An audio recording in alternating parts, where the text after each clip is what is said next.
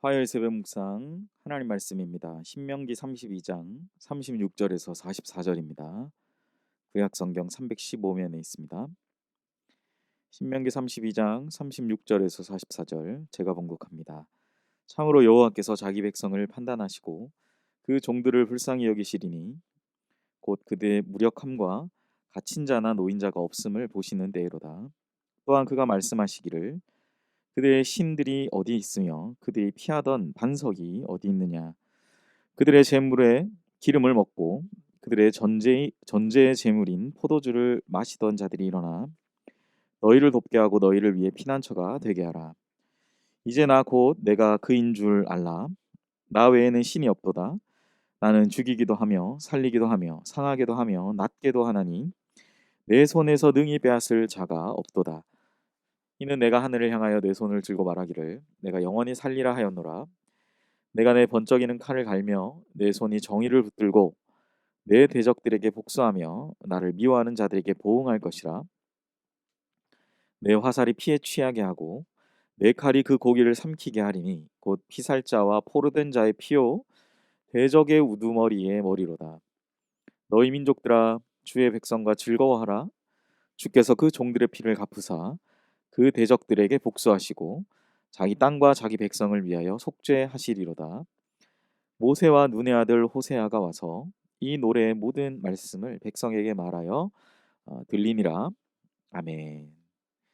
오늘 본문의 말씀으로 내가 그인 줄 알라라는 제목의 하나님의 말씀 전하겠습니다. 우리는 진노의 하나님을 경험할 때 받게 될 충격들이 있습니다. 그것은 매우 엄청난 것입니다. 사랑의 하나님, 어, 사람을 향한 그 사랑의 하나님의 그 사랑이 거짓말처럼 느껴지는 충격을 받게 되는 것이죠. 오늘 32장은 모세가 이스라엘 백성들을 향하여 33장은 축복이고 32장은 이제 그 광야 40년을 돌아보며 그가 노래하는 노래입니다. 그런데 그 메시지의 거의 전면에는 하나님의 심판과 또 사랑에 관한 그것을 모세는 노래하고 있는 것을 보게 됩니다. 하나님의 심판에는 사람이 이해할 수 없는 분명한 목적이 있기 때문에 우리는 그 하나님의 진노 앞에서 무력함과 동시에 박탈감들을 느끼게 되는 것이죠. 오늘 본문을 통해서 우리는 하나님의 심판 또 그리고 그것을 통한 하나님의 사랑이 그 목적이 어떻게 드러나는지를 한번 살펴보기를 원합니다. 하나님이 택한 백성 이스라엘을 하나님께서 심판하실 때 그것을 당하는 그 백성들은 여러 가지 생각들을 하게 되겠죠. 먼저는 하나님이 자신들을 버리셨다라고 생각하게 될 겁니다. 그리고 심판의 도구로 사용된 민족들에 대해서 우리보다 나은 존재들이 아닌가라는 생각을 하게 됩니다. 심지어 하나님보다 강하다라고 생각하게도 될 것입니다.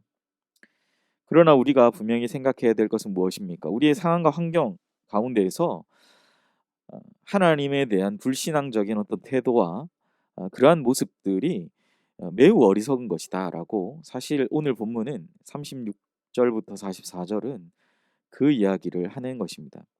하나님은 택한 백성을 그 어떤 존재들보다 더욱더 사랑하시죠. 그러므로 그 백성들이 받는 심판, 그런 고난은 결코 포기하지 않으시는 하나님의 사랑의 표현임을 우리는 생각해야 됩니다. 우리가 늘 고백하듯이 모든 역사가 하나님의 통치 아래 있음을 고백하고 있지 않습니까? 그런데 그 하나님의 통치 아래 살아가는 하나님의 백성이 교만하여서 심판당하는 상황들이 발생하는 것, 고난당하는 상황들이 발생하는 것이죠.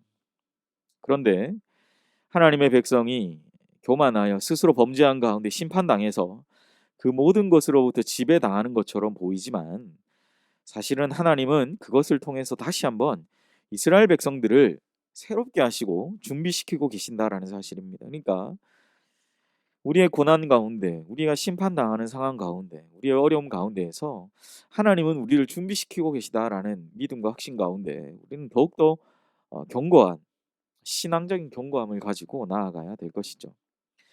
믿는 우리 자신을 자랑하는 것이 아니라 하나님을 자랑해야만 합니다. 하나님은 결국 심판하셨던 이스라엘 백성들을 오늘 본문에 뭐라고 말합니까? 그들을 결국 긍휼히 여길 자 바로 나밖에 없다라는 겁니다. 심판하셨던 이스라엘 백성들, 오늘 36절에 이렇게 고백하죠. 참으로 여호와께서 자기 백성을 판단하시고 그 종들을 불쌍히 여기실 것이다 라는 것이에요. 하나님은 심판당했던, 하나님이 직접 심판하셨던 그 이스라엘 백성을 불쌍히 여기시고 그들의 갇힘과 무력함 가운데 있을 그때에 하나님이 긍휼을 베푸신다라는 것, 그들을 긍휼히 여기시고 긍휼을 베풀어 주신다는 사실을 우리는 결코 잊지 말아야 합니다. 그리고 우리가 한 가지 더욱더 붙들어야 할 것은, 우리 자신들이 당면한 이 고난의 상황 가운데 우리는 하나님이 어떤 분이신지 분명히 알아야 합니다.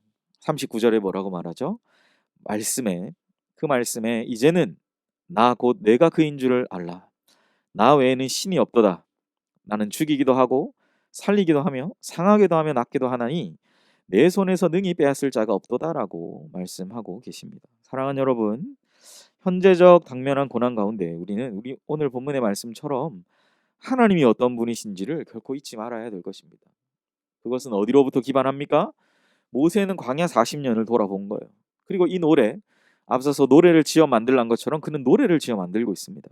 그가 하나님으로부터 받은 말씀 그대로 노래를 부르며 나아가고 있는 것이죠. 당면한 고난 가운데, 현재적 고난의 상황 가운데 하나님이 어떤 분이신지를 결코 잊지 않는 것. 내가 그인 줄을 알아라.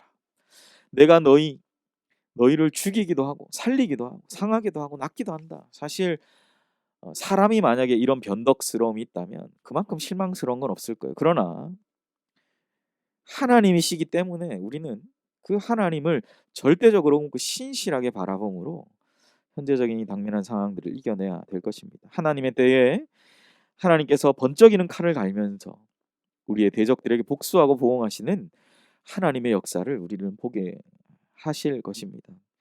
사랑하는 여러분, 하나님은 회복하시는 하나님이십니다. 심판이 긍휼로 바뀌는 것은 전적으로 하나님의 때에 이루어집니다. 하나님은 그분의 종을 괴롭혔던 민족들을 심판하실 것이고 원수들에게 복수하시고 그분의 땅과 백성이 지은 죄들을 용서하실 것입니다. 심판의 대상이었던 이스라엘 백성들이 이제는 긍휼의 대상이 되는 것이죠. 그들의 죄에 대해서는 죽고 의에 대해서 다시 살아나는 그런 존재가 되는 거예요. 그러니까 이걸 유지해 가야 되는 거예요. 우리가 이것을 어떻게든지 우리가 이어져 나가야, 다른 사람 볼 거 없이 나 자신 바라보면 됩니다. 내 가정 바라보시면 됩니다.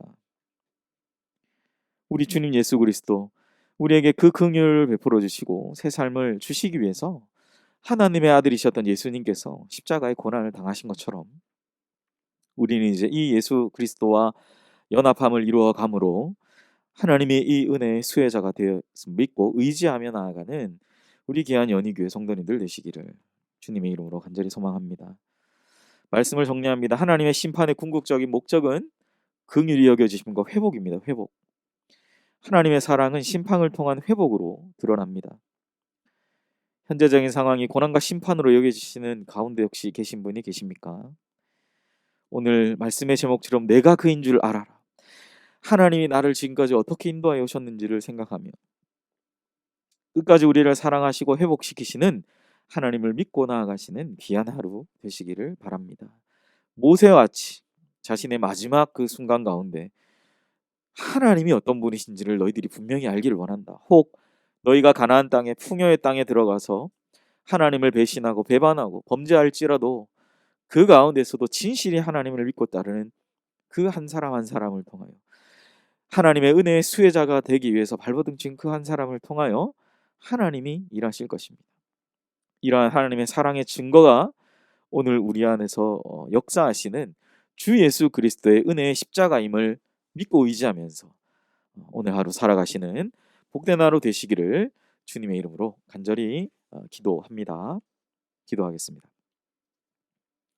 사랑과 은혜의 하나님, 오늘 모세는 신명기의 마지막 후반부로 들어가면서 그가 앞서서 하나님으로 말씀을 받고 노래를 지어 만들라라는 그 노래, 모세의 노래, 심판과 또 긍휼히 여겨주시는 그 하나님에 관한 말씀을 그가 아주 의미 있게 우리에게 전해주고 있습니다. 오늘 44절의 말씀처럼 모세와 눈의 아들 호세아, 여호수아가 이 노래의 모든 말씀을 백성에게 말하여 들리니라. 그것의 핵심이 바로 우리가 하나님이 어떤 분이신 줄을 알고 때로는 고난과 현재적인 아픈 상황 가운데 원망과 불평이 아닌 하나님이 어떤 분이신지를 분명히 생각하고 심판이 긍휼로 바뀌는 것을 보고 하나님의 때에 모든 은혜의 수혜자들이 되는 모든 연희교회 성도님들 되게 하여 주시옵소서. 오늘 하루 그 은혜가 우리 삶 가운데 온전히 드러나고 우리의 삶을 믿음으로 결단하며 하나님께 나아가시는 귀한 은혜가 있으시기를 주님의 이름으로 간절히 바라며 이 모든 말씀 예수님의 이름으로 감사하며 축복하며 기도하옵나이다. 아멘.